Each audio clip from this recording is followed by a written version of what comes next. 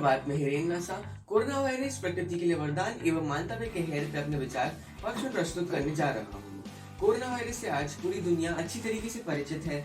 बहुत लोग इससे प्रभावित हुए हैं, बहुतों ने अपनी जानें गंवाई हैं, वहीं दूसरी तरफ बहुतों ने अपनी नौकरी। इसी कारण से बेरोजगारी अपनी हदें पार कर चुकी है। ये सचमुच कुदरत का एक कहर है। मानव जैसा जीव तो आज तक आंधी तूफान आंधी आने पर भी कभी पीछे नहीं हटा। मानव जैसा जीव जो आज तक आंधी तूफान आंधी आ जाने पर भी कभी पीछे नहीं हटा, परंतु कोरोना वायरस जैसी हानिकारक महामारी ने इसे सोचने पर विवश कर दिया है। और तो और कोरोना वायरस मानवता में सबसे बड़ा खतरा साबित होने के बस कुछ ही मील दूर है। बीते कुछ ही सालों में हमने प्रकृति का जो हाल किया है उससे हम सभी अच्छी तरीके से परिचित हैं और हम सब अंतर्मन में जानते हैं कि हमने जो भी किया है वो बहुत गलत किया है। हमने पूर्ण रूप से वह अनुचित किया है। हमें प्रकृति के साथ इस तरीके से व्यवहार नहीं करना चाहिए। पर ये करीब 4 दशक से चिंता का विषय बनता आ रहा है, परंतु विकसित देश विकासशील देशों पर हावी होने के अलावा आजकल कुछ काम ही नहीं करते। इस कारण तो अपने कर्तव्यों का हनन करते आ रहे हैं और पूरी प्रकृति का दोहन पूर्वक इस्तेमाल कर रहे हैं।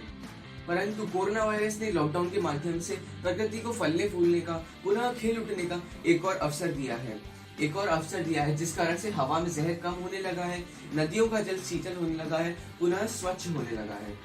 और तो और भारत जैसा महान देश जो गंगा को साफ करने का निरंतर 45 सालों से प्रयास करता आ रहा है और पिछले ही 5 सालों में उसने 20,000 करोड़ से ऊपर सिर्फ गंगा को साफ करने पर लगा दिए हैं, फिर भी उसे मामूली सफलता भी प्राप्त नहीं हुई। परंतु लॉकडाउन के माध्यम से मात्र 3 हफ्तों में गंगा पहले से ज्यादा स्वच्छ और शीतल दिखाई देने लगी है। अब यह हमारा ही फैसला होगा कि हमें प्रकृति और मानवता के बीच में उसी प्रकार से सोचना होगा। हमें प्रकृति और विकास के बारे में उसी प्रकार से सोचना होगा जिस प्रकार हम कोरोना वायरस से बचने के बारे में सोच रहे हैं। जय हिंद, जय भारत। मैं कृपा गुप्ता हिंदी दिवस पर आयोजित वाद विवाद प्रतियोगिता में आप सभी का हार्दिक अभिनंदन करती हूँ। इस प्रतियोगिता के विषय कोरोना मानवता पर कहर एवं प्रकृति के लिए वरदान के पक्ष में अपने विचार कुछ इस तरह प्रस्तुत करना चाहती हूँ। हम सभी जानते हैं कि पिछले कुछ महीनों में हमारी जिंदगी एकदम बदल सी गई है।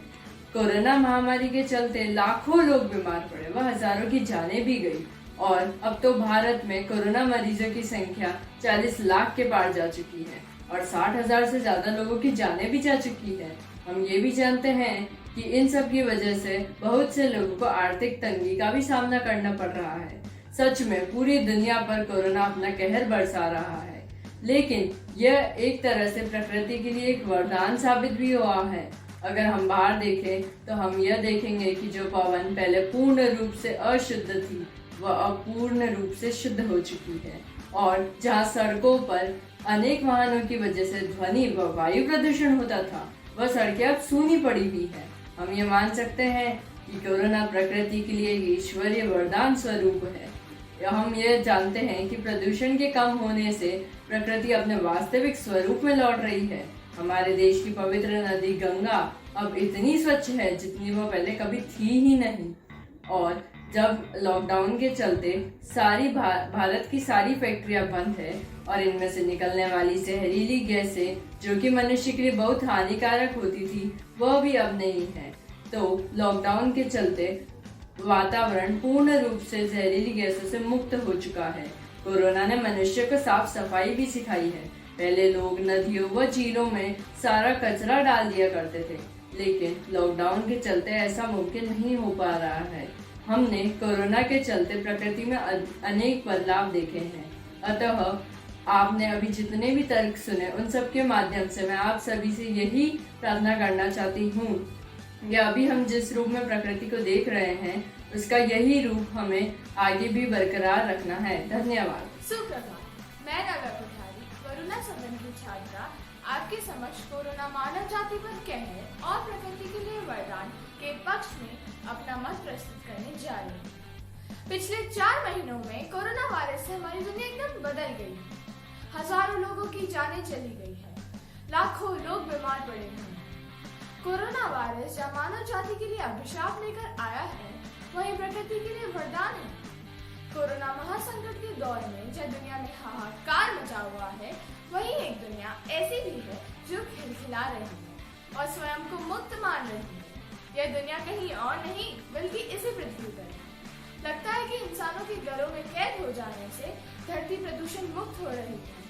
जहाँ एक ओर इस वायरस के कारण मानव जीवन बुरी तरह अस्त व्यस्त है, वहीं दूसरी तरफ यह प्रकृति के लिए किसी वरदान से कम नहीं है। वातावरण स्वच्छ हो गया है। हवा, पानी, नदियाँ, भूमि, जंगल एवं पूरा पर्यावरण खिलखिला रहा है। प्रकृति पुनः अपने वास्तविक स्वरूप में लौट रही है। मनुष्य को आज समझना होगा कि उनके समान इन जीव जंतु एवं जानवरों का भी इस पृथ्वी पर पूरा अधिकार है। कोरोना के चलते अब कई प्रकार के जीवों की रक्षा हो रही है। अब जानवर स्वतंत्र रूप से जंगल में बेफिक्र होकर विचरण कर रहे हैं। यहाँ तक कि पानी साफ होने के कारण मछलियाँ समुद्र एवं नदियों के तट तक आ रही है। हमारी गंगा नदी को ही देख लीजिए, उनका पानी कितना स्वच्छ हो गया है, वह पीने लायक हो गया है। आज ये उपयुक्त समय आ गया है जब हमें प्रकृति के लिए कुछ करने की जरूरत है, वरना हमें इसके मैं पवित्रा मांडवत कक्षा 9वीं स की छात्रा सोमा सदन की तरफ से बोल रही हूँ। आज का शीर्षक है कोरोना मानवता के लिए कहर व पर्यावरण के लिए वरदान। मैं आज की वाद विवाद प्रतियोगिता में इसके विपक्ष में बोलने जा रही हूँ। कोरोना महामारी से पहले के समय की बात करें तो उस वक्त हम सभी अपने रोजमर्रा के कामों में इतना व्यस्त रहते थे कि हम अपने व अपने परिवार के लिए समय ही नहीं निकाल पाते थे। लेकिन कोरोना महामारी के आने से यह सारी शिकायतें खत्म हो गई है। हम अपने घर के बुजुर्गों के साथ समय बिता रहे हैं। लोगों को अपने परिवार के साथ बेहतरीन पल बिताने का समय मिल रहा है और रिश्तों में आए कड़वाहट को मिटा रहे हैं। इसके अलावा अगर हम कलात्मक दृष्टि से देखें तो लोग अपनी चित्रकारी, नृत्य कला और संगीत कला को बेहतरीन बनाने का प्रयास कर रहे हैं। लोग YouTube के माध्यम से भी खाना बनाना सीख रहे हैं। पुराने सीरियलों का दौर वापस आ गया है, जिसका मजा लोग अपने पूरे परिवार के साथ बैठकर ले रहे हैं। विद्यालय की छुट्टी होने के कारण शिक्षकों ने ऑनलाइन क्लासेस का सहारा लिया, जिससे विद्यार्थियों की शिक्षा पर कोई रुकावट न आए। लोग सफाई के नियमों का भी ध्यान रख रहे हैं। एकल परिवार से हटकर फिर से संयुक्त परिवार का महत्व बढ़ गया है। महोदया जी, आपको यह जानकर खुशी होगी कि कोरोना ने हमें आत्मनिर्भर बनना सिखाया है, लेकिन अगर हम पर्यावरण की दृष्टि से देखें तो इतनी अधिक मौत के कारण लाशों का ढेर लग गया है, जिससे कई जहरीली गैस निकल रही है जो पर्यावरण को प्रदूषित कर रही है। वाह रे कोरोना, तूने क्या कमाल किया, अपनों को अपने साथ ला दिया। जो नहाते थे हफ्ते में एक बार, वो आज हाथ धो रहे हैं बार बार। धन्यवाद। मैं सिद्धक धिंगरा आप सभी के समक्ष कोरोना मानवता पर कहर व प्रकृति के लिए वरदान विषय पर अपने विपक्ष में विचार प्रस्तुत करने आया हूँ। सबसे पहले मैं अपने विपक्ष साथियों से ये कहना चाहूंगा कि मुझे नहीं लगता प्रकृति को कोरोना से कोई स्थायी फायदा हुआ है। ये बहुत ही छोटी सोच है कि 2 दिन गाड़ियां नहीं चली तो सब सोचने लगे प्रकृति का फायदा हो रहा है, पर 2 दिन बाद क्या, वही ठाक के 3 पात।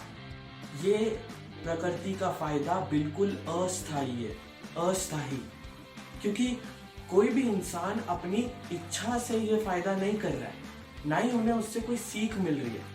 जैसे कि हम एक नाटक देखने जाते हैं, कोई नुक्कड़ नाटक, तो हमें उससे कोई सीख मिलती है जिसको हम मानते हैं, समझते हैं और उसको खुशी से देखते भी है। पर कोरोना में ऐसा नहीं है। आज अगर इंसान घर पे बैठा हुआ है तो प्रकृति का फायदा हो रहा है, पर जब वापस सब साधारण हो जाएगा तो वैसे का वैसा प्रकृति। इसको अगर मैं एक उदाहरण से समझाऊं तो अगर किसी को एक दिल का दौरा पड़ता है और उसको उसका वजन कम होने का उसका वो फायदा हो रहा है, पर आखिर में उसे ही मेहनत करनी पड़ेगी, उसे ही व्यायाम करना पड़ेगा अपना वो वजन कायम रखने के लिए। वैसे ही इंसान ही सब कुछ कर सकता है, कोरोना कुछ नहीं। इंसान ही सबसे बड़ा संसाधन है। धन्यवाद।